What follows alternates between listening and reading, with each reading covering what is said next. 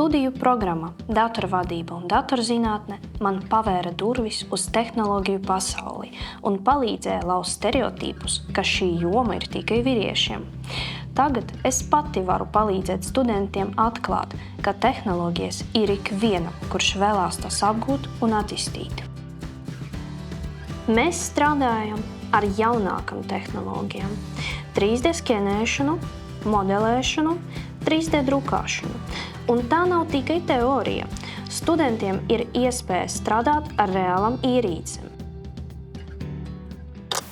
Viena no lielākajām programmas priekšrocībām ir 12 nedēļu prakse IT uzņēmumā. Tā ir iespēja iepazīt reāla darba vidi un iegūt pieredzi, kas noder uzreiz pēc studijām. Es pati no tā ieguvu daudz un redzu, cik vērtīgi tas ir arī manējiem studentiem. Un ir tik aizraujoši redzēt, ko studenti paveic. Piemēram, viens no pilotprojektiem bija saistīts ar mākslīgo intelektu.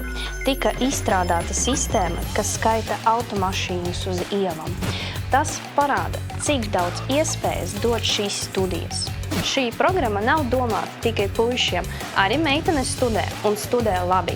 Turklāt katru gadu ir pieejamas 60 valsts finansētas budžeta vietas, kas dod iespēju apgūt šo aizraujošu jomu ikvienam. Ja tev interesē tehnoloģijas un jaunu lietu radīšana, tad šī ir programma tev.